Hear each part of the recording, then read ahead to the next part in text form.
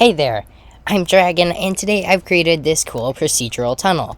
So as you can see, it is a simple tunnel, but it uses geometry nodes and procedural materials to actually make it work. What's cool about this is by going into edit mode, because it was made with a curve, you can actually make it bigger, change it, curve it, or really do anything you want with it. Seems how it is procedural. You can also go in and change the geometry nodes if you don't like it being subdivided, or you just don't like something else about it. But what's also cool is that because this is, again, a curve, you can add the follow path animation to the camera to get it to follow through it, which I'll be going through. So yeah, that's this cool procedural tunnel. Let's get straight into the tutorial on how to make it. To start, I made a new scene called Tunnel Tutorial. Then, immediately after, you can add a path curve. From there, we can drag an area for geometry nodes and then click New. With the geometry nodes now open, we can add a curve to mesh node, which is really quite funny because we're immediately converting it, but this is so that we can make a thickness around it, and to do this, we will add a curve circle and then plug it into the profile curve. Then we can change the resolution down to 3 so that it is more of a triangle. Then we can add a split edge node, which you can't really tell that it did anything, but it's literally splitting the edges on this mesh. Then we can add a subdivide node, which again you can't really see, but it does exactly that. But when we add a subdivision node, you can see that it actually does do something when you remove the level.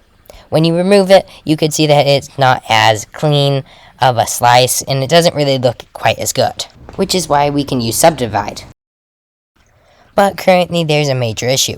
As you can see, the slices are occurring way too frequently, so we can fix this by adding a resample curve, and immediately you can see that this looks a whole lot better, and personally I like this default value, but you can go less if you want to.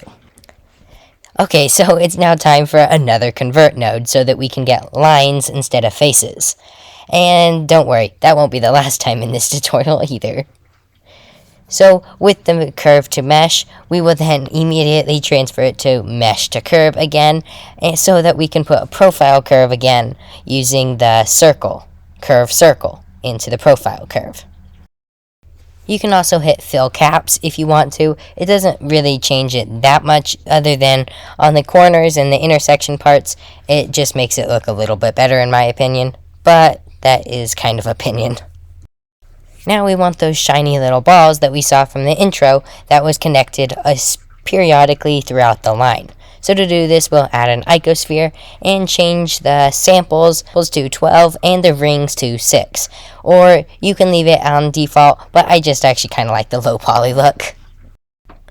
We can then add 2 more nodes, a distribute on faces node, which will control the density, and the instance on points, which will just allow us to use the instance. And to use the instance, we'll then drag the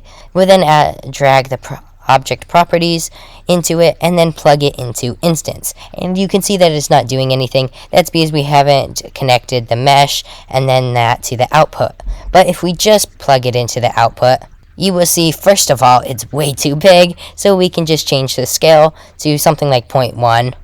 But the other issue is that you can see that our lines are no longer there, and that's because we just need a join geometry node so that they'll both be there at the same time. And there we have it. You can now see that it looks better. One other issue, though, is that these icospheres aren't very, let's just say, random, because both the rotation and the scale isn't random, which I think would make it look a whole lot better. So we can add a random value node and plug it into the rotation, which would just randomize it from a value of 0 to 1. Then we can do the same thing with the scale, but that is way too much because 1 was what it was earlier. So we can change that back to 0.1 on the max, and there we have it. But I still think that's too big, so I'm going to change it to somewhere around 0.6. And now you can see if I go into edit mode, because this is still a curve, we can still extrude it and move it, and the curve will follow its path, which is really cool. And while this could be done, I still want to do one more thing to it and kind of make those spheres look a little bit stranger and more sci-fi-ish look, or at least I think it's more sci-fi. And of course, what I have in mind is the convert mesh to curve. And then, of course, converting it back into a mesh with a profile curve. Instead of just the sphere this time, or the curved circle, I will use a curved star and plug that into the profile curve, which immediately will make the spheres really big. But I think that's a little too big, so you can just play around with the settings in there, basically the min and the max, and you can get it to look kind of like this, and I quite like that. You can also hit fill caps if you want it to look a little bit weirder, but I didn't really like that as much, so I'm just going to leave it as is. Then we can add a set material node, make sure it's directly after the convert curve to mesh node, and then there's one also in between the big long stretch of join geometry. This is so that we can have the balls and the lines different colors, and then you can name the materials whatever you feel like it. I just did balls and line. Very simple naming, but now we can start the shading part. But first I'm going to add a camera and just position it so that I get a view from the front of it so that I can see the materials better while working with the materials. In the shader editor, I will delete the principal BSDF for the line and then add a glossy texture and a mix shader, plug the glossy into the mix shader and the mix shader into the surface. Then we will add an emission. Then from the emission, I don't really want the entire thing to be emission or glossy or a mix of the two, so I'll add a color ramp. But first, turn on bloom, seems how we are rendering this in Eevee, and we'll be using emission shaders. So you don't have to do this, but I just think it looks a whole lot better. And then from the color ramp, I'll add a noise texture so that only part of it is glowing and only part of it is glossy. You can plug the color ramp into the factor to do this after you have the noise texture. I also decided to change the glossy color a little bit so that it isn't quite the same color, and I also changed the emission to a more bluish color, and also you can see that the emission is completely what we're seeing at the moment. So to change this, you can just flip the color ramp or play around with the color ramp so that part of it is showing and part of it isn't. And also with the noise texture, I decided that was a little big, so I changed the value of the scale to 4. So after the color ramp is all set, you'll get something kind of like this, and I think it looks kind of cool. Now we can add a displacement texture and a noise texture. And as you can see, it doesn't really do too much to begin with, so we can change the value from 5 to 500, just so that the glossy part is a little more rough and bumpy. And you can see when we move up to an area that we can actually see it, it actually looks kind of cool. Now with the balls, we can do a similar thing that we did with the other texture by deleting the principal BSDF, adding a mix shader, emission shader, and glossy shader, and basically plugging them in the same way with the last one. We're even going to add another color ramp to plug into the factor. The difference is, this time instead of a noise texture, we will add a Musgrave texture so that it looks a little different, and I personally like this look better for the balls. Then with that, we will also change the scale a little bit and crush the blacks and white on the color ramp again. With that done, we can add an object info node, and don't plug it into anything quite yet, just leave it out there. Then we can add a color ramp again, and with the color ramp, we can plug this into the emission.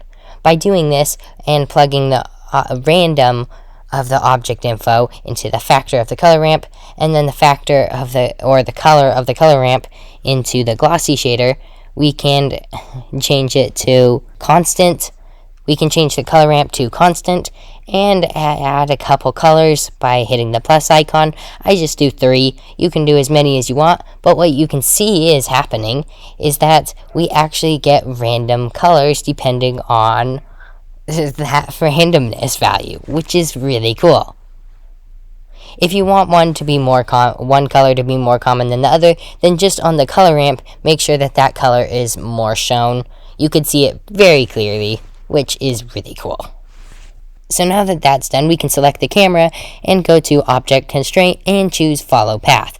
We can then select the curve, which is this entire object. We also need to make sure that it is set to 0. But then you can see on mine, it is actually the wrong direction. So what we'll do is we'll select the curve / our tunnel, and we'll go into edit mode and hit switch direction by right-clicking. Now the camera is on the right side. The only thing that's wrong is that we need to select the camera, change the offset to like negative, or not negative, but a value of 20 seems to work, and you can see that that works pretty well. But you can see when we hit play on the animation, it doesn't do anything. So hit animate path, we should be good. Other than that's only going to be 100 frames, as you can see right here. So to change that, we can select the curve, go into the curve properties, and go to path animation. Where it says path animation, you can see that it says frames. Just change the value to how many frames you want the animation to be. One other thing we can add is a big cube. We can go into the shader editor, add a principal volume, and plug this into volume. Also delete the principal BSDF and change the volume to something like 0.1, and that should look better. And now really the only thing left to do is on the camera, you can see that it's not turning with the path animation. So all you need to do is animate it manually and you should be good to go. And you should get something like this. This was my result from this tutorial. I hope you enjoyed this tutorial and I'll hopefully see you in the next one. Bye!